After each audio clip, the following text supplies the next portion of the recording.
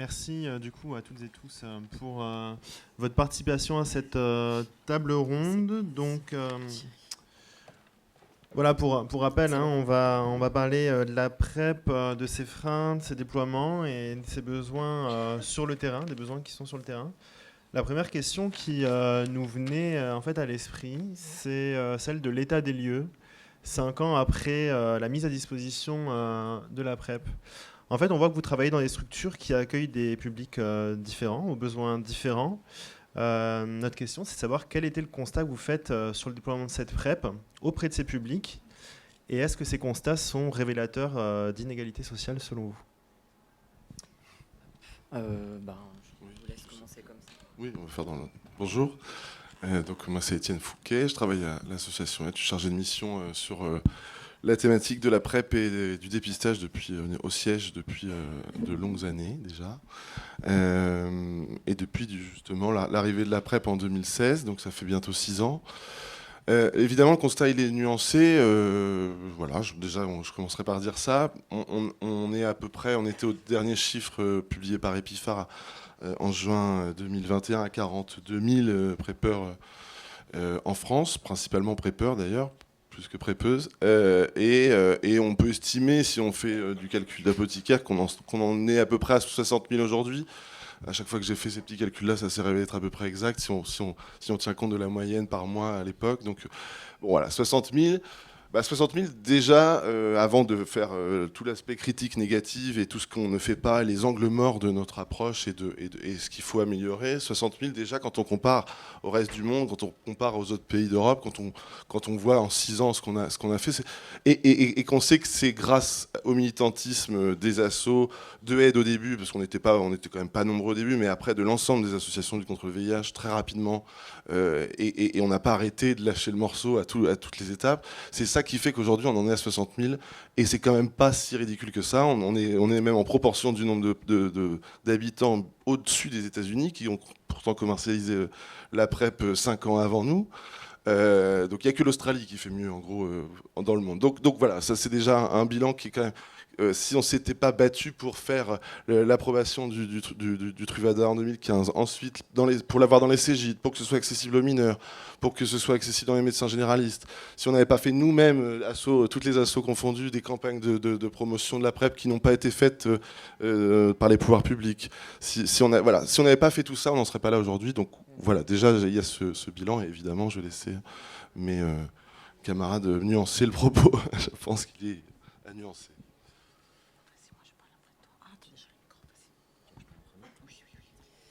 D'accord, bonjour. Du coup, moi je travaille à Acceptes. Donc à Acceptes, c'est un public majoritairement de personnes trans et majoritairement de femmes trans, migrantes, travailleuses du sexe. Nous, ce qu'on constate, c'est que l'accessibilité, en fait, mais ça on y reviendra après, à la PrEP a surtout été possible auprès de nos communautés à partir du moment où il y a eu en fait des dispositifs hors les murs en fait à l'intérieur de nos associations avec des médiatrices en santé, et on reviendra sur le rôle fondamental des médiatrices en santé dans cette accessibilité à la PrEP. Et du coup, notamment ces trois dernières années, avec du coup la présence d'une médecin de l'hôpital Bichat qui est là tous les lundis dans nos locaux pour faire la primo-prescription de la PrEP et le suivi PrEP, donc directement au local, ou du coup rebasculer vers la passe de l'hôpital quand les personnes n'ont pas de sécurité sociale. Ça a vraiment permis d'augmenter en fait de 60% le nombre de femmes trans suivies à l'hôpital Bichat sous PrEP. Aujourd'hui, après, ce qu'on observe, c'est que la rétention dans le soin, elle chute pas mal à M3, à M6, à M12, et donc on est en train de travailler justement à essayer d'améliorer la rétention dans le soin et d'identifier du coup les leviers, les freins qui fait que les personnes décrochent et sont en rupture. Mais voilà, nous, ce qu'on constate, c'est qu'au début du lancement de la PrEP, en tout cas, il y a certaines communautés qui ont été plus visées et plus ciblées par la communication, par les campagnes de com, notamment les mecs cis, gays, blancs, français, et que du coup, au début, nos communautés, elles ont été complètement oubliées. D'ailleurs, l'étude Hypergay, tout était dit, hein, c'était à destination d'une certaine partie de la population. Et donc, nous, c'est vraiment... à partir de 2018-2019, où il a commencé à avoir ces postes de médiation en santé, l'étude Trans et PrEP dont va parler Clark juste après, qui a été mis en place, que ça a pu augmenter vraiment le nombre conséquent de femmes trans de notre communauté qui allaient vers la PrEP, parce que du coup l'information s'est plus diffusée et les parcours ont été plus simplifiés. Peut-être tu veux compléter ? Alors moi je m'appelle Clark Pignedoli, je travaille dans les volets sociologiques de la recherche personnes trans et PrEP. Donc aujourd'hui j'amène un petit peu un regard de chercheur en sciences sociales et je m'intéresse particulièrement aux trajectoires des personnes trans et à leurs expériences par rapport à la PrEP. Donc il y aurait plusieurs constats à faire par rapport aux personnes trans, mais pour aujourd'hui peut-être juste retenir 2 constats principaux. Donc, premier constat, la PrEP a marqué un changement de paradigme au sein des associations trans et sous la lutte contre le VIH en France. Je pense notamment à Accept Testé et à l'association PAST, qui ont d'abord dû se positionner sur les plans des valeurs par rapport à ces nouveaux traitements et par la suite développer des dispositifs PrEP adaptés à leur vision de la santé et aux besoins spécifiques des personnes qu'ils accompagnent. Et on voit sur le terrain que les associations trans se sont appropriées de façon différente de la PrEP. Je ne sais pas si Laszlo aura la possibilité de développer un peu plus sur ça, mais Accept Testé, par exemple, a centré son accompagnement PrEP sur une approche plutôt en santé communautaire, en développant un partenariat avec les CJ de l'hôpital Béchat, mais aussi des créneaux, des visites infectiologues hors les murs à l'association, alors que l'association PASS, par exemple, préfère recentrer son public vers les CJ et s'appuie du coup à une approche à la PrEP axée sur les droits communs, disons. Un deuxième constat, je pense que c'est très important de le rappeler aujourd'hui, les personnes trans ne sont pas en catégorie homogène et elles s'approprient les traitements de façon différente selon leur trajectoire de vie, selon leur genre, les relations des classes, etc. Donc, ce qu'on a observé sur le terrain et ce dont les personnes qu'on a interviewées ont témoigné, c'est que pour les personnes les plus éloignées des droits et du système de santé, la PrEP est un port d'entrée dans les soins, facilité par les associations et les médiatrices en santé communautaire. Les personnes trans les plus éloignées des soins sont en grande majorité des femmes sans papier, non francophones et qui exercent les travails du sexe. Donc pour ces femmes, les consultations PrEP sont souvent les seuls rendez-vous de santé et les médecins infectiologues prennent le rôle d'un médecin traitant. Ce n'est pas le cas pour les femmes trans françaises plus jeunes. Je ne sais pas pour les femmes trans plus âgées parce qu'on n'a pas réussi à avoir des entretiens avec des femmes trans plus âgées. Mais elles font, disons, moins recours à l'accompagnement associatif et craignent les discriminations en contexte hospitalier.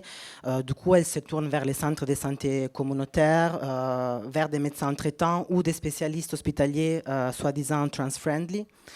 Enfin, les hommes trans représentent un cas de figure particulier parce qu'ils peinent à avoir accès à la PrEP car leurs expériences, leur corps et leurs besoins spécifiques sont méconnus par la plupart des professionnels de santé qui ne les reconnaissent pas non plus comme des HSH, donc comme des hommes déjà, qui ont des relations sexuelles avec d'autres hommes. Donc ces constats sont révélateurs d'inégalités sociales car pour les personnes trans les plus précaires et exposées à des discriminations institutionnelles et sociales en raison de leur genre, de leurs origines et de leur situation soi-disant irrégulière en France, l'intégrité physique et la survie sont prioritaires, disons, plutôt que la préservation de la santé sur le long terme. D'un autre côté, l'anticipation des discriminations qui éloignent les personnes trans des soins relève la persistance de la transphobie en milieu sanitaire et du manque de formation des soignants et soignantes. Enfin, le cas de la PrEP illustre, je pense, parfaitement l'invisibilisation sociale des hommes trans, comme leurs expériences et besoins de santé sont méconnus. Ils peinent à avoir accès à des suivis adaptés et à la hauteur de leurs besoins.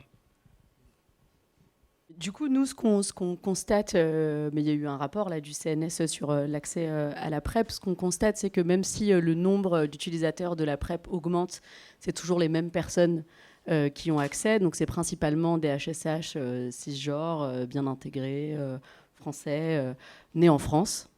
On va dire nés en France, puisque c'est la question qu'on pose.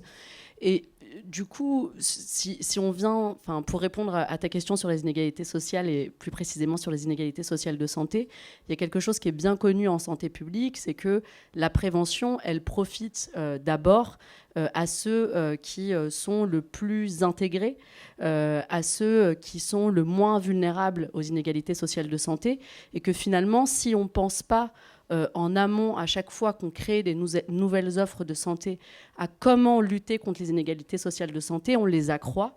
Et du coup, voilà, c'est ce constat qu'on peut faire depuis 5 ans. On se dit, en tant que soignant, en tant que membre du milieu associatif, comment on va faire pour toucher d'autres publics et que ça se fasse de façon équitable. Mais en fait, cette réflexion-là, on doit la voir à chaque fois qu'on crée une nouvelle offre de santé. Voilà, je crois que je peux commencer par là et puis donner la parole.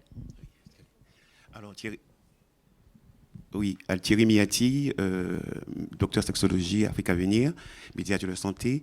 Nous, le public que nous visons sur le terrain, puisque nous sommes une association qui travaille hors les murs, régulièrement vers les gares, les lieux de culte, les soirées, ACSH, nous sommes partout.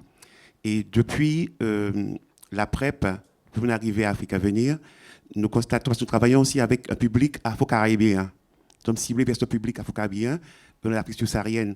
Et nous avons remarqué que ce public, lors d'une grande soirée pour un dépistage VIH, VIHB et VIC, cette population n'était pas très informée sur la PrEP.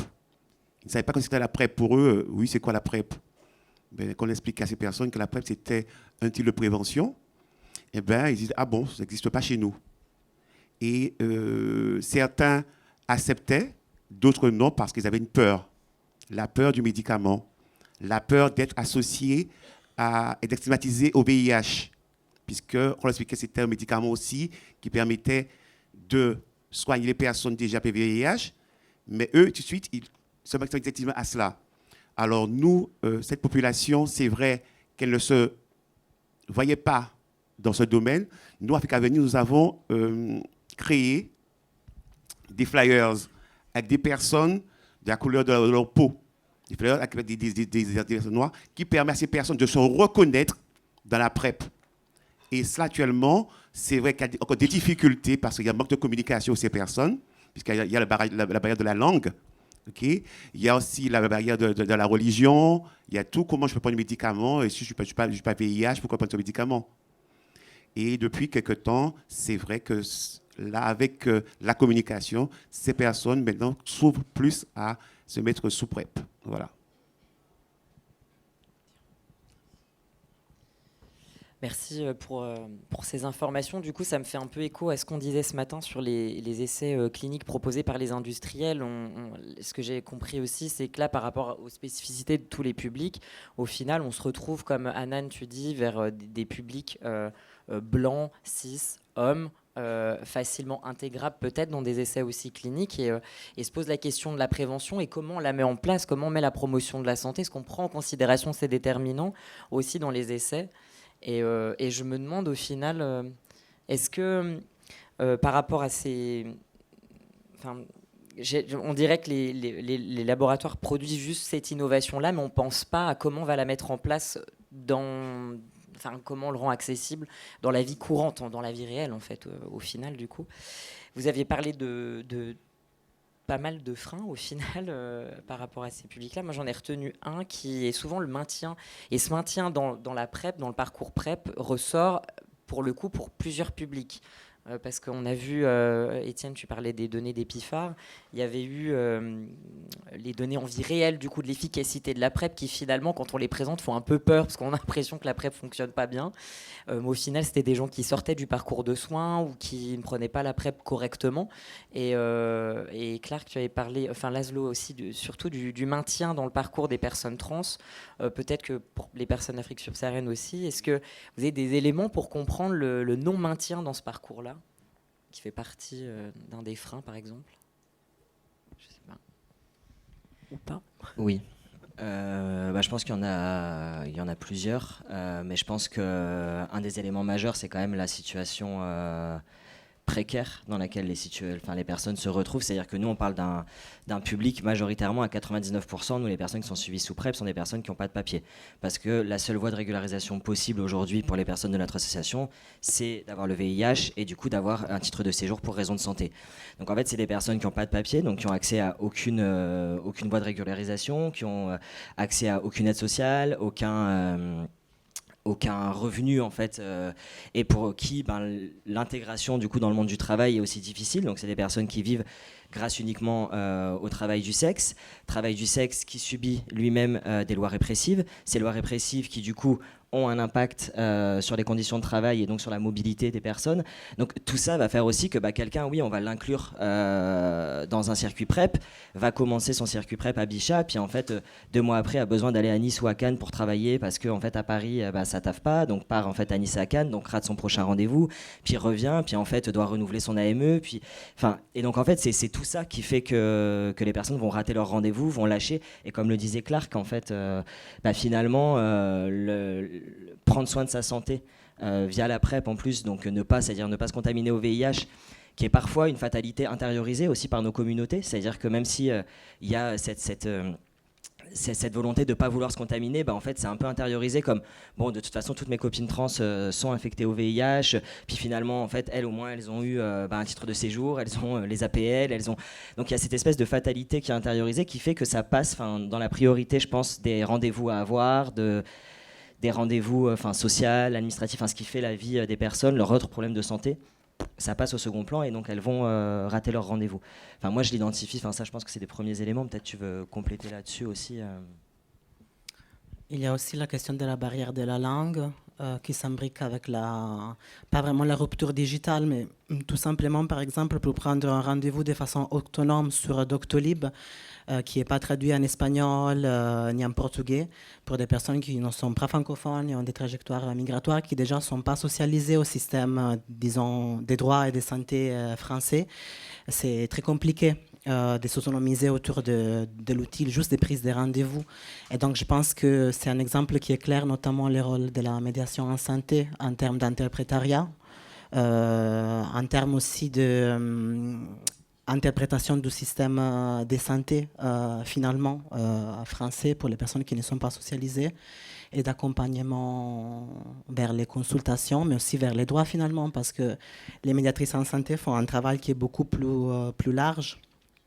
Je ne sais pas si tu veux en parler plus, peut-être après. Peut-être, je sais pas. Mais oui, c'est sûr que... peut-être je peux passer la parole sinon aussi. Oui, parce que justement, j'allais juste redemander l'avis des autres participants sur des problèmes de maintien de la PrEP ou d'autres problématiques que vous aviez pu identifier en frein. Et effectivement, les médiatrices en santé, médiateurs, on en a effectivement parlé, et ça peut être des propositions, effectivement, de levier, ouais, tout à fait. Mais c'est un constat que tu partages, toi, Anan, du coup, sur ce qui était dit. Moi, je rejoins assez ce que vous dites sur ce qu'on appelle la maîtrise de la littération en santé, donc le fait de pouvoir naviguer dans le système de santé et de comprendre comment ça se passe. Donc effectivement, la barrière de la langue, le fait aussi de ne pas avoir de couverture sociale, ça c'est vraiment le premier des freins. Aujourd'hui on dit la PrEP est accessible aux personnes qui n'ont pas de couverture sociale. Mais la réalité c'est que les personnes elles doivent se rendre en pharmacie hospitalière, qu'elles sont encore condamnées à attendre quand elles attendent déjà pour tout, tu l'as dit, pour se nourrir, voilà. Donc elles récupèrent leur ordonnance pour 3 mois et puis ensuite elles vont en pharmacie hospitalière pour attendre. Elles ne vont pas à la pharmacie de ville proche de leur lieu de vie. Voilà. Donc ça, c'est évidemment un frein. Le fait aussi que la promotion de la PrEP, elle reste quand même presque exclusivement en direction des HSH cisgenres. Ça aussi, c'est un frein. Et on y contribue. Enfin, le système de santé y contribue. Il y a la primo-prescription en médecine de ville qui s'est fait beaucoup trop tardivement. Les médecins généralistes connaissent très peu, finalement, sauf dans les réseaux associatifs, etc., l'accès à la PrEP. Ce qui fait que nos files actives sont complètement embolisées. Quand on regarde la file active de l'hôpital Saint-Louis, qui est la première file active de prescription PrEP pour 2021. En fait, on remarque que les initiations PrEP, elles passent en 2021 de 800 et quelques à 300, alors que le nombre de consultations sur la même période ne cesse d'augmenter. Donc, qu'est-ce que ça veut dire ? Ça veut dire que les files actives, elles augmentent, qu'ils ont des mal à orienter en ville et que du coup, évidemment, on a du mal à initier de nouvelles personnes. Je ne sais pas si c'est très clair ce que je viens de dire, mais voilà, tout ça, ça contribue au fait que voilà, il y a des freins. Et puis aussi le frein qui est très parlant, ça je me le suis noté, j'ai cherché le nombre d'initiations PrEP en 2021 en Île-de-France. Il est de 4821 personnes. Quand on regarde donc sur toute l'Île-de-France, on a 4227 personnes qui ont initié la PrEP à Paris. En fait, et la Seine-Saint-Denis, et voilà. Donc, c'est des inégalités sociales et territoriales de santé. Il y a un vrai sujet sur le fait d'étendre l'offre au reste du territoire. Alors, justement, pour revenir à ce que tu veux dire, que c'est vrai que Paris est très demandé, puisque la population que nous dépistons est plus souvent à Paris. Et eux, quand on leur propose que dans le 93, il y a de la place, ou le 98, il y a de la place, non, je viens à Paris, je connais Paris déjà, je connais Bichat mieux, je connais la salle P mieux, et c'est vrai que c'est difficile après de les orienter vers d'autres structures pour la PrEP. Le premier frein chez nous, c'est des fois, vu, il y a à Paris, il y a un grand nombre une demande en nombre, cette population, quand on cherche, nous prenons directement tout de suite, nous, lors du dépistage, on prend le rendez-vous tout de suite. Mais quand on regarde, quand on a le rendez-vous initial et la mise sous PrEP, la rencontre avec le médecin, il y a des fois entre 6 semaines à 2 mois d'intervalle. La personne a le temps de plus dire bon, je veux plus de PrEP, non, ça m'intéresse plus, parce que d'autres amis ont dit non, il ne faut pas ça sert à rien, c'est du VIH, et voilà. Et il y a cela. Et la deuxième chose, nous aussi, parce que maintenant nous travaillons de nuit à Château-Rouge avec les TDS, nous avons remarqué que quand nous proposons à ces TDS, les filles du Nigeria, la PrEP, elles disent oui au départ, mais celui qui encadre le dit non, pas de PrEP. Il refuse après, il dit non, on m'a dit de ne pas prendre la PrEP. C'est un deuxième frein. Et après, le troisième frein, c'est la langue. Voilà. Il y a un quatrième frein aussi, excusez-moi, le quatrième frein, c'est que ces personnes demandent des fois qu'on les accompagne. L'accompagnement directement, comme quelqu'un avait le VIH, d'aller les accompagner afin de se faire comprendre, voilà, que là-bas. J'irais exactement dans le même sens que tous mes camarades de lutte sur d'autres associations, parce que on sait jamais, même si j'ai eu un discours un peu optimiste au début, mais on s'est jamais satisfait de ce qu'on avait, et on a toujours essayé on se bat avec les partenaires pour simplifier le parcours PrEP au maximum, en tout cas enlever les verrous, les freins administratifs ou les rendez-vous en trop, où on se bat aussi pour faire de l'accompagnement plus. On voit bien que dans tous les exemples qui ont été déroulés que c'est en mettant plus d'accompagnement chez des personnes qui en ont le plus besoin, en les accompagnant, en les rappelant, en évitant qu'elles soient abandonnées dans le système de soins, parce qu'on sait très bien que les HSH surdiplômés, ils vont y arriver tout seuls. Et on sait très bien qu'il n'y a pas de problème avec eux. C'est avec d'autres populations plus exposées, plus vulnérables qu'il faut mettre le paquet là-dessus. Donc de l'accompagnement, des centres de santé sexuelle communautaire, c'est évidemment une très bonne réponse. Les CGIT communautaires et centres de sexuelle communautaire comme le Checkpoint, comme le 190, comme le Spot, Longchamp, ça c'est des choses qu'il faut développer. Mais c'est dans des grandes villes, ça. C'est des choses qui se jouent dans les grandes villes. Il faut aussi, et c'est pour ça qu'on s'est battu pour la PrEP en médecine générale, et comme tu dis, c'est arrivé bien trop tard. Mais il faut continuer à former les médecins généralistes. Il faut former peut-être les médecins dans les maisons de santé ou les centres de santé qui sont déjà fréquentés par des personnes migrantes ou par des personnes qui ont déjà des ressources sociales, hein, qui vont plutôt dans ce genre d'endroit que dans un cabinet libéral catégorie 2.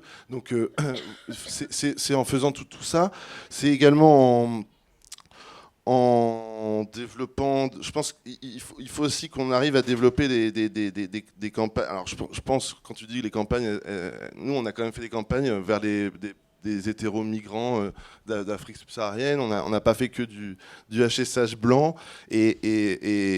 et la PrEP, c'est pas encore fini chez les HSH non plus, quoi. Je pense que là, on parle des Parisiens, et tu l'as bien dit, c'est à Paris, on a des bons chiffres.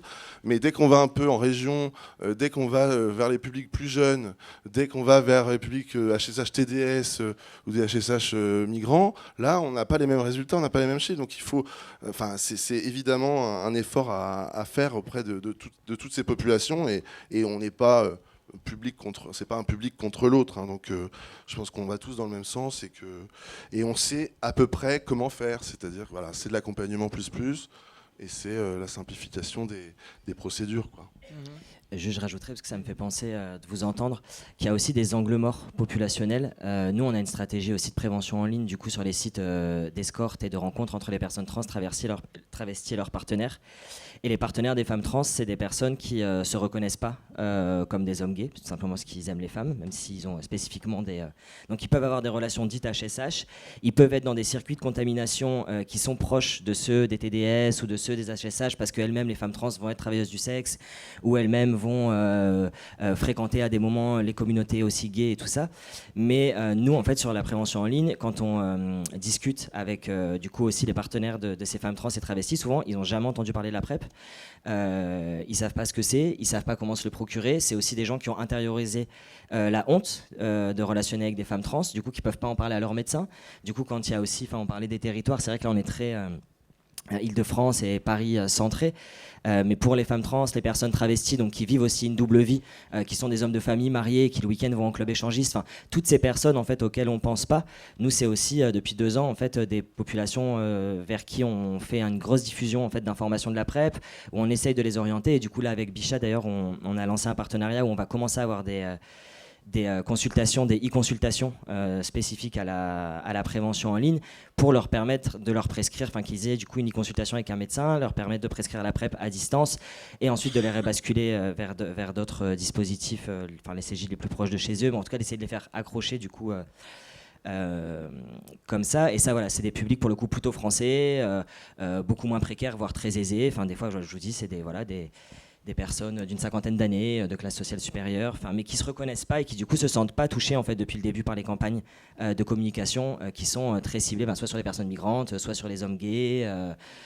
Voilà. Et du coup ça c'est aussi une part qu'on fait, et je pense qu'il y a des angles morts. C'est pareil pour les clients des femmes trans travailleuses du sexe. Ça c'est vraiment des angles morts en fait, populationnels dont on parle jamais, quoi. Et qui font partie pourtant des chaînes de contamination. Je voulais juste rebondir sur les CGID, puisque tu parlais d'orienter vers les CGID. Et en effet, c'est bien de développer des centres de santé sexuelle communautaires, des médecins dans les locaux, des associations, etc. Je pense que c'est la solution pour atteindre les publics, parce qu'on fait venir les médecins là où viennent les publics. C'est ça qu'il faut faire, l'outreach, on sait très bien. Mais les CGID devraient, tous les CGID devraient prescrire la PrEP. Or, on a fait une enquête, on s'est rendu compte dans un quart des CGID, la PrEP n'était pas disponible. Donc il faut aussi qu'on se batte à côté, en plus de développer des nouvelles offres, pour que les offres de services publics de base soient appliquées, quoi, et que la PrEP soit disponible dans tous les départements. Il y a un CGID minimum par département. Mais un quart des CGID, c'est une moyenne nationale, donc ça veut dire qu'il y a des départements où c'est la moitié des CGID, ou plus, qui prescrivent pas la PrEP pour X ou Y raison. Et ça, c'est pas acceptable si on veut qu'il y ait une répartition dans tout le territoire. Donc c'est aussi là-dessus qu'il faut qu'on se batte pour qu'il y ait un PrEP minimum partout, quoi. Juste peut-être ajouter quelque chose sur la représentativité des populations clés dans les campagnes de la PrEP. Sur les terrains des personnes trans et PrEP, l'effet d'être ciblé en tant que population clé a été mobilisé comme argument pour justifier un non-recours aussi à la PrEP. Je pense à 2 personnes avec qui j'ai fait un entretien. Il y a une femme d'origine maghrébine qui exerce le travail du sexe, et qui disait que notamment elle comprenait pas pourquoi c'était à elle de prendre la PrEP alors que tout le monde a des relations sexuelles. Elle disait elle le disait de façon assez simple, mais elle s'est questionnée notamment pourquoi, en tant que personne ciblée comme population, comme actrice clé, disons, je dois porter sur moi le poids de la prévention et un certain aussi stigmate qui vient de l'imbrication du fait d'être une femme trans et une travailleuse du sexe. Et une autre personne que j'ai interviewée, femme trans travailleuse de sexe, elle disait qu'elle ne voulait pas prendre la PrEP parce qu'elle souhaite quitter les métiers des travailleuses du sexe. Et pour elle, les traitements étaient trop associés à ce type de travail. Du coup, elle restait, disons, fidélisée au préservatif. Elle ne voulait pas accéder au traitement de la PrEP. Donc, je pense que c'est important aussi quand on parle de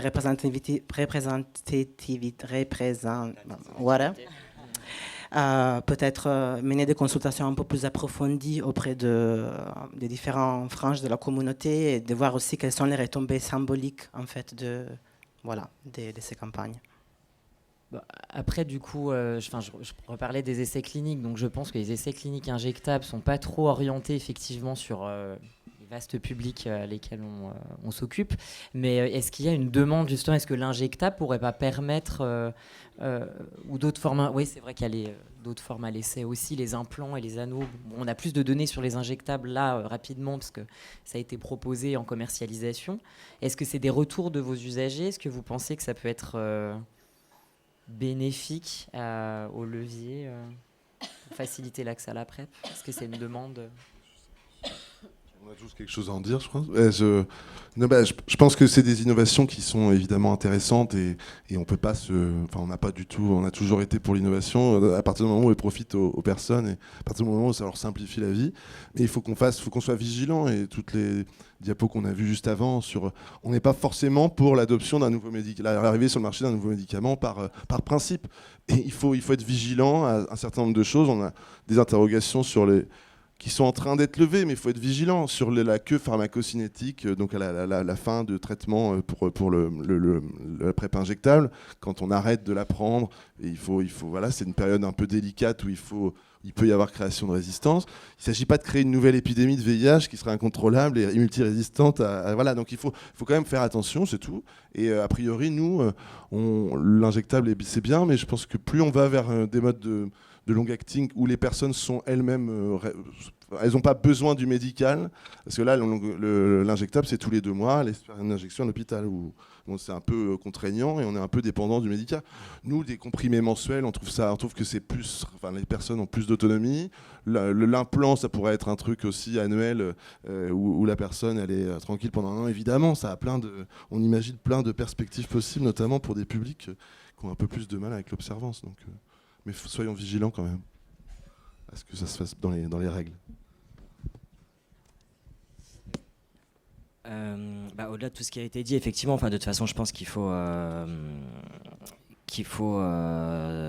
essayer, quoi. Enfin, faut se poser des questions, il faut tenter des nouvelles innovations. Nous, il y a plusieurs points qui sont soulevés. La première, c'est que par exemple, la plupart des femmes trans d'Acceptess n'ont pas pu être inclus dans l'étude parce qu'elles ont du silicone.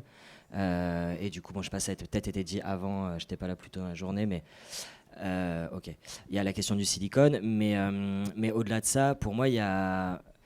des fois, j'ai l'impression que cette solution de l'injectable, c'est un peu l'arbre qui cache la forêt derrière. C'est-à-dire, ok, l'injectable va permettre en fait d'augmenter la rétention dans le soin, mais en fait, les équipes hospitalières, les médecins vont pas être plus formés en fait à l'accueil des personnes trans. La barrière de la langue va pas être levée. Les lois anti-prostitution vont pas sauter. En fait, tout ce qu'on a cité avant comme étant des freins, en fait, j'ai pas l'impression que c'est l'injectable qui va y répondre. Et du coup, pour moi, il y a vraiment vraiment, aujourd'hui, il faut se poser la question de, pour moi, par exemple, la lutte contre le sida peut pas être dissociable en fait de la lutte pour la régularisation des sans-papiers, parce qu'en fait, il faut régulariser en fait les personnes les plus précaires si on veut augmenter aussi en fait l'adhérence dans le système de soins. Il y a des vraies questions comme ça qu'on se pose pas, et du coup, on se pose le prix du médicament, des questions qui sont importantes, les campagnes de communication et tout ça, mais je pense qu'il y a d'autres questions plus sociales en fait de fond qu'il faut se poser aujourd'hui, qui sont la réalité matérielle en fait des personnes les plus précaires.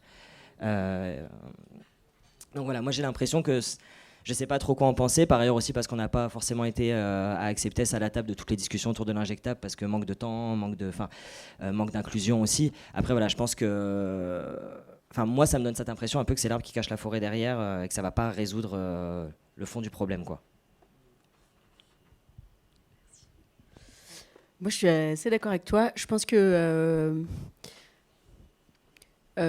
commençons déjà par rendre accessible de manière équitable ce qui existe déjà. Et ce sera beaucoup. Alors, on a des propositions, enfin, toutes et tous. En fait, on sait comment faire. Enfin, mais je pense qu'ici, tout le monde sait comment faire. On a des propositions. Déjà, commençons par, comme on l'a dit tout à l'heure, penser en amont aux inégalités sociales de santé parce qu'on sait qu'elles existent et qu'à chaque fois qu'on crée un nouvel outil de prévention, eh ben, on aggrave dans notre système de santé solidaire les inégalités sociales de santé. Donc commençons déjà par penser en amont comment faire pour ne pas aggraver les inégalités sociales de santé. Les propositions, prise en charge à 100% en soins primaires, j'ai fait un lapsus. On ne garde que l'assurance maladie obligatoire et solidaire, tiers payant systématique. Voilà. On lutte contre le refus de soins parce qu'on sait qu'il existe et on ne peut pas accepter dans notre système social de santé et solidaire qu'il y ait des inégalités, qu'il y ait du refus de soins. Et puis, on étend l'offre sur l'ensemble du territoire. On l'a dit tout à l'heure, qu'est-ce qui fait que toutes les prescriptions se font à Paris alors qu'on sait que la Seine-Saint-Denis est l'un des départements les plus touchés par le VIH. Voilà. Et puis, on favorise l'aller vers avec les médiateurs et médiatrices en santé. On reconnaît leur métier, on paie les associations, on finance les assos pour ces métiers et pour faire de l'aller vers.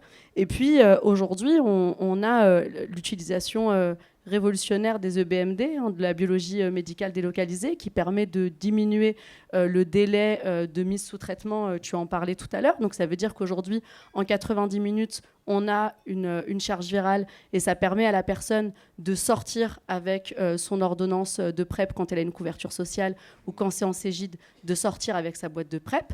Eh ben, on fait en sorte que ce soit accessible partout. Voilà. Enfin, je pense que on connaît les solutions.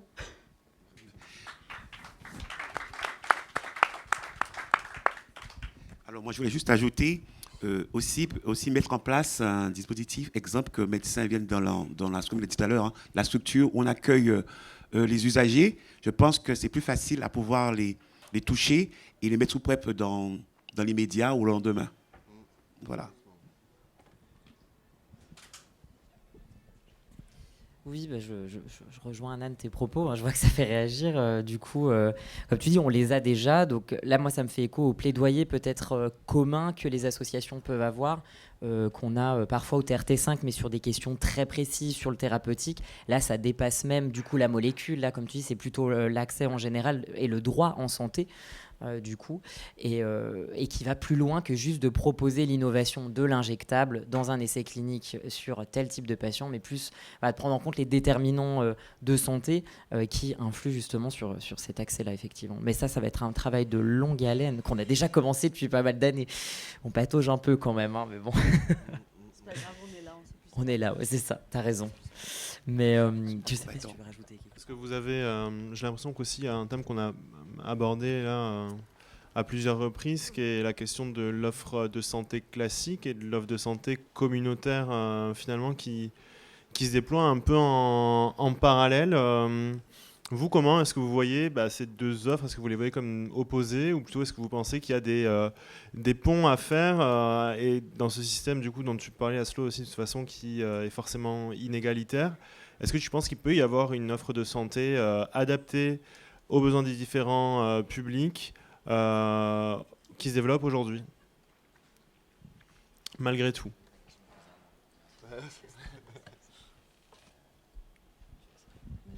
Je pense qu'il faut, il faut avoir l'offre la plus diversifiée possible et à la fois des médecins dans nos associations, donc des vacations de médecins, des gens qui viennent sur le terrain dans nos camions directement à la rencontre des publics. Il faut que les Cégide, tous les Cégide prescrivent la PrEP. Il faut des centres de santé sexuelle et communautaire dans des grandes villes.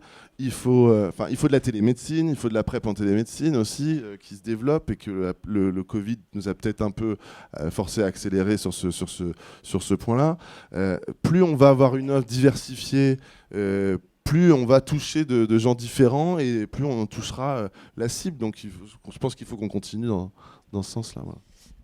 Non, moi je pense que, enfin, je sais pas ce que j'ai dit qui a fait entendre qu'il n'y avait pas de pont à faire, mais je veux dire, Acceptez, c'est l'exemple même qu'il y a des ponts entre l'hôpital public en fait et une association de santé communautaire, et c'est ces ponts-là d'ailleurs qui ont permis en fait de réduire les délais, qui permet effectivement que le lundi les personnes viennent à l'association parce qu'elles ont besoin d'une domiciliation, qu'elles ont besoin en fait de discuter de choses et qu'en fait on va leur proposer un dépistage et que dans l'après-midi même elles voient la médecin et en fait elles sont sous PrEP. Enfin, du coup c'est les ponts en fait entre l'hôpital public et l'association, et ce décloisonnement aussi de la prise en charge des personnes en dehors de l'hôpital, d'avoir une approche en santé globale avec ce qui va prendre en compte tous les aspects en fait de la vie de la personne, ce que l'hôpital ne fait pas, n'a pas vocation à faire à la fin.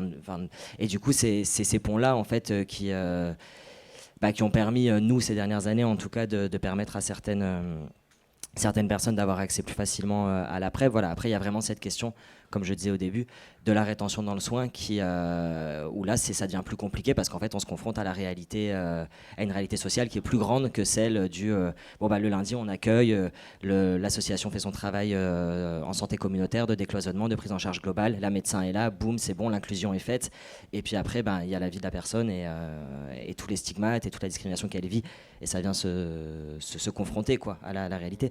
Mais non, moi je pense que les ponts sont à faire entre l'hôpital public et les associations de santé communautaire. Moi, c'est juste faire un témoignage sur le rôle combien important que jouent les associations communautaires dans l'accès à la PrEP, au nord mais aussi au sud. Je prends l'exemple de Aide et de Arcade. Voilà, nous faisons partie, n'est-ce pas, du même réseau. Arcade a beaucoup contribué à l'accès à la PrEP au Mali, et grâce à un projet qui a été d'ailleurs financé par l'ANRS, un projet cohorte MSM avec un volet sciences sociales financé par l'INSERM. Bruno, l'ANRS aussi, oui, Bruno en sait beaucoup. Alors c'est grâce aux résultats de ce projet qu'on a fait un plaidoyer et que l'État a accepté aujourd'hui, l'État malien a accepté aujourd'hui d'inscrire la PrEP dans le protocole national de prise en charge pour les hommes qui ont le sexe avec d'autres hommes, mais aussi pour les couples sérodiscordants non équilibrés. Alors aussi, notre expérience au cours de ce projet par rapport à une question qui a été posée ici, le maintien aux soins des personnes qui sont sous PrEP. Dans le cadre de ce projet, globalement, on a constaté que on a plutôt constaté un problème de mobilité, on va dire comme ça, parce que c'était un projet qui était disponible seulement à Bamako, dans la capitale du Mali. Et donc, certains participants, pour des raisons professionnelles ou d'autres, se déplaçaient. Et donc, du coup, la grande majorité des personnes qui n'étaient pas observants, non, qu'on n'a pas parvenu à maintenir sous PrEP, c'était des personnes qui se sont déplacées pour des raisons professionnelles ou qui sont venues vers le sud ici, globalement vers le nord ici. Globalement, c'était ce problème que nous, on a remarqué dans le cadre de ce projet. Merci, c'était pour juste un témoignage. Merci pour ce témoignage. Nous, on a un peu le même problème à Montreuil avec des femmes TDS migrantes qui sont très très mobiles sur le territoire français. Du coup, on fait venir le médecin dans le camion qui prescrit la PrEP, etc. Mais après, quand la TDS part dans une autre région travailler, on la perd. Et donc c'est un enjeu. C'est un enjeu, mais il y a des pistes, il y a certainement plein de choses à développer encore. C'est la preuve aussi que la PrEP, ça se joue aussi au sud et que tout ça est très lié, évidemment. Merci beaucoup. Oui, je me demandais, le fait que la PrEP puisse être prescrite, enfin primo-prescrite en ville depuis l'an dernier, est-ce que vous avez pu voir un impact de ça ou c'est pas trop visible à ce stade? Et j'ai aussi une autre question sur les CJ, de l'enquête dans les CJ et la PrEP, c'est une enquête récente?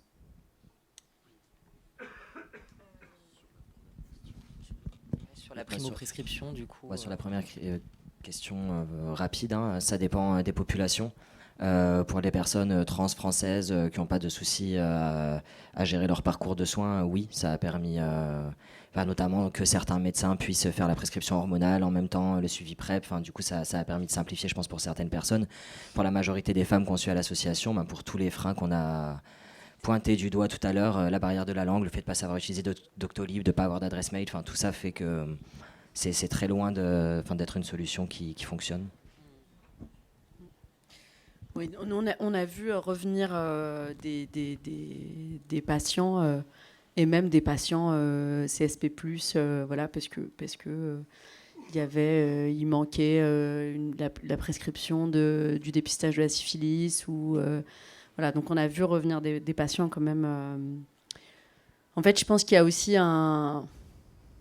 Pourtant, je ne suis pas particulièrement pour la revalorisation de la nomenclature du prix du C pour les médecins de manière générale, mais je pense qu'il va falloir qu'il y ait une revalorisation tarifaire en fait, pour que les médecins généralistes de ville en secteur 1 puissent s'impliquer dans la PrEP. Je pense qu'il va aussi falloir qu'à un moment donné, on autorise en ville les infirmières et les infirmiers libéraux à pouvoir faire le suivi.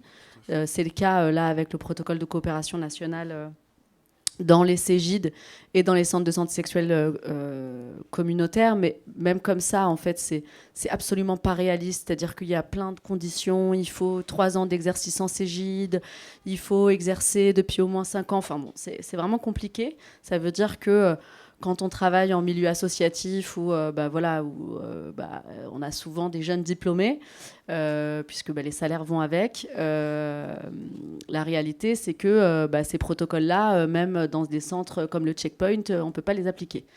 Donc il y a quand même... il faudrait qu'on nous facilite un peu la vie c'est pas bien compliqué de pouvoir faire du suivi PrEP quand la personne va bien. Du coup, il faut qu'on donne l'autorisation aux infirmières, aux infirmiers libéraux en ville de pouvoir suivre. Voilà. Encore un truc en plus, mais qui demande pas, qui est pas bien compliqué.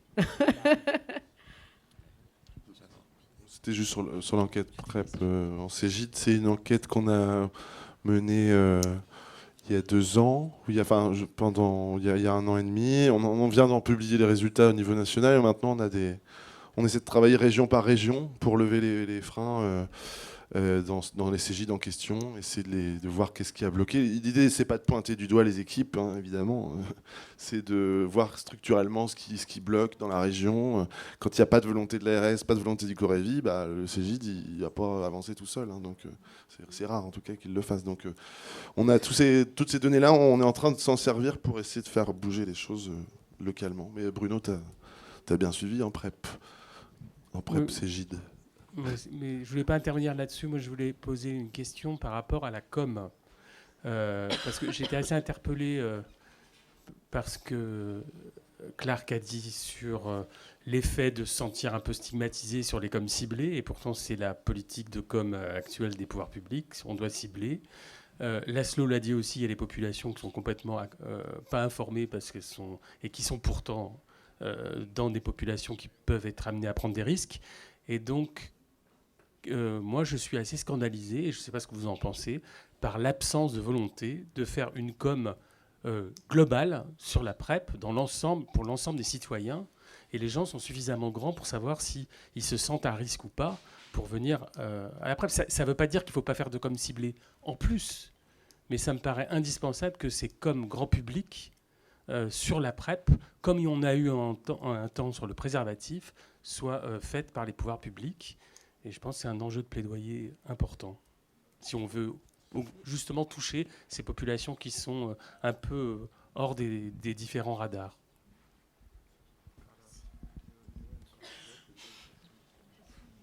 Moi, je suis tout à fait d'accord. Aussi, à la lumière du fait que les critères de prescription de la PrEP ont changé récemment, donc la PrEP n'est pas destinée uniquement aux HSH, aux personnes trans, travailleurs, travailleuses du sexe, personnes soi-disant originaires de l'Afrique subsaharienne. Donc, voilà, ça c'est une raison de plus pour changer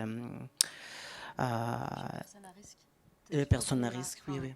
Peut-être qu'il faut qu'on arrête avec ce truc-là de dire que la PrEP, elle est destinée aux personnes à risque. Ça veut rien. Enfin, en vrai, ça veut rien dire. En fait, c'est France Lert qui dit on devrait tous avoir une boîte de PrEP dans son sac. Enfin, voilà, en fait,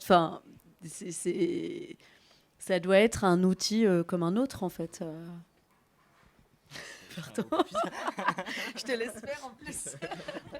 Tout en sachant que notamment pour par exemple les hommes trans, c'est très important, c'est quelque chose qui a été relevé dans le cadre de l'étude, c'est très important de se sentir représenté en tant qu'homme et qui ont des relations sexuelles avec d'autres hommes. Donc je pense qu'il y a moyen d'avoir des conversations un peu plus approfondies et diversifiées sur les campagnes, tout à fait. Mais je pense que ouais, au-delà du manque de représentativité de certaines populations, notamment celle des hommes trans, et moi j'ai vu que sur la prévention en ligne, par exemple, à plein de moments, on était bloqué dans le fait d'envoyer en fait des supports de communication, notamment aux partenaires des femmes trans. Quand ils nous disaient c'est quoi la PrEP, alors on peut leur expliquer. Mais typiquement, toutes les petites vidéos qu'il y a sur YouTube de AIDS ou d'autres assos, ou toutes les campagnes de com qui du coup c'est très ciblé quoi, populationnel. Et en fait, il y a eu des fois où on leur a envoyé et ils disent ah mais du coup c'est pas pour moi. Et alors que nous on sait que potentiellement, on a discuté avec eux, on voit leurs pratiques sexuelles, du coup on est là, si tu devrais aller parler avec un médecin parce que peut-être que c'est pour toi. De toute façon c'est toi et le médecin qui allez décider ensemble. Mais du coup vraiment dès qu'ils vont s'informer et qu'ils tapent PrEP sur Google, il y en a plusieurs qui reviennent en nous disant ah non mais du coup je suis pas concerné. Et donc je pense qu'effectivement ça manque et que c'est pas pour dire arrêtons la communication ciblée populationnelle, mais je pense qu'il y a un outil plus général qui manque. Et je te rejoins sur le fait que les gens sont assez grands après pour savoir si ça les concerne ou pas. Et c'est aussi le travail des médecins, même si la personne arrive alors qu'elle n'est pas concernée, de lui dire quoi.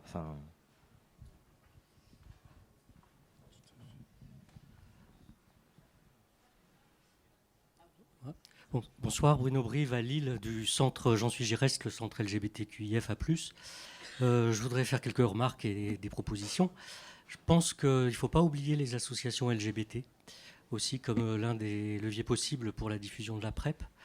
En tout cas, à Lille, c'est ce qu'on essaie de faire. Moi, je connais le sujet en ayant été membre au titre de la représentation d'une asso LGBT, donc le J'en suis Gireste, dans le comité associatif d'Hypergay. C'est là que j'ai appris énormément de choses et puis que j'ai ensuite pu diffuser ce que j'ai appris et puis amener d'autres personnes à aussi s'intéresser au sujet et à apprendre beaucoup et à mettre en œuvre. Par exemple, à Lille, il est assez fréquent que quelques vieux gays dans mon genre, cis, aient des conversations enrichissantes avec des jeunes mecs trans ou des jeunes femmes trans pour un accès à la PrEP. Donc je pense que c'est pas marginal, c'est quelque chose qui existe aussi parmi dans la palette. Hein. Et il y a un élément, à mon avis, central, c'est que les personnes sous PrEP ne sont pas des patients, mais sont des personnes qui ne sont pas infectées par le VIH en principe, qui ont une activité sexuelle, qui la voient plutôt comme valorisée, pas tout le monde, hein, mais quand même une partie. Et il faut aussi jouer là-dessus. C'est l'un des leviers, à mon avis, c'est de valoriser l'activité sexuelle, le fait d'avoir plusieurs partenaires, de lutter contre la honte, contre la sérophobie, toutes ces choses complémentaires hein, que Laszlo, tu as dit, notamment par rapport à la lutte contre le VIH, ça s'insère dans une lutte globale pour la défense des droits, la lutte contre les oppressions. Pour la PrEP, évidemment, ça se voit. Alors, je continue mes remarques. À Lille, dans notre centre, et c'est le cas dans toutes les assos LGBT en France, on est confronté à une arrivée très importante depuis plusieurs années, et ça ne diminue pas, de personnes gays ou lesbiennes, parfois trans, demandeuses d'asile, qui viennent d'Afrique subsaharienne, du Proche et Moyen-Orient, un peu d'Europe de l'Est et d'Afrique du Nord. Et ce sont des personnes aussi qui sont éligibles à la PrEP la plupart du temps et envers lesquelles il y a des efforts d'explication, d'information à faire. Et donc, toutes les assos LGBT, un grand nombre d'assos LGBT sont en réseau en France par rapport à l'accueil des demandeurs d'asile. Et c'est un endroit où la question de l'accès à la santé sexuelle en général et à la PrEP en particulier peut aussi être discutée. J'ajoute deux dernières remarques. En ce qui concerne la primo-prescription en ville, n'oublions pas qu'il y a une pénurie de médecins généralistes. À Lille, par exemple, il n'y a plus de médecins généralistes qui prennent de nouveaux patients. Et on commence à avoir des retours de gens dont le médecin a pris sa retraite. Et la personne qui remplace en attendant se sent pas trop à l'aise pour faire renouveler même une ordonnance. C'est pas clair, donc à voir. Et enfin, il y a des freins à la mise en place de la PrEP dans les Cégides. Alors, dans le département du Nord, la PrEP est disponible depuis longtemps au CEGID de Tourcoing, qui est un CEGID hospitalier, qui a été l'un des centres de l'essai Hypergay. Mais le CEGID de Lille, ça date de moins de 6 mois, la présence de la PrEP. Et les freins ont été multiples, et notamment, c'est des freins d'ordre politique, parce qu'ils sont gérés par le conseil général, enfin départemental, on dit, qui ne brille pas par son audace envers les personnes concernées. Je suis complètement d'accord sur le discours sur la sexualité. Je pense qu'il faut jouer sur les deux tableaux, à mon sens. Il faut en discuter, mais à la fois dire que la PrEP, c'est pas que pour les hypersexeurs, c'est aussi pour tout le monde. Si on a envie de se protéger pour un risque qui est ponctuel, ben on a le droit. Hein, et c'est pas. Mais il faut pas non plus avoir honte de la sexualité. Et puis il faut aussi pouvoir dire vive le sexe, quoi. C'est pas la honte, c'est pas honteux d'être un hypersexeur non plus. Il faut se battre sur les deux champs, je crois. Et sur les centres LGBT, ça peut être un super appui, évidemment. La fédération LGBT a été très pro-PrEP, hein, et ça a, je pense, aidé dans certaines villes à installer la PrEP. Mais il y a des villes où, à l'inverse, et Paris, on est un peu vacciné contre ça, mais ce centre LGBT de Paris, il a été géré par Hervé Latapi, qui était le leader des anti-PrEP pendant des années. Donc ça peut aussi être l'inverse, quoi. Donc sur l'île, oui, heureusement, c'est chouette. Et puis, mais sur les généralistes, je pense que certes, c'est pas dans les cabinets que ça va se jouer. Moi, je pense que le fait que ce soit ouvert aux généralistes, ça nous permet de faire venir des généralistes dans nos locaux, de former des généralistes qui sont déjà dans des centres de santé ou dans des maisons de santé où ils vont toucher du public vulnérable. Mais comme tu disais, il y a de moins en moins de généralistes aussi. Donc ça, oui, ça c'est un problème. On ne peut pas trop.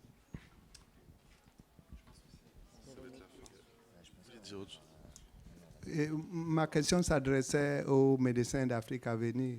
Parce qu'il a parlé, je crois, des travailleuses du sexe nigérianes Château Rouge.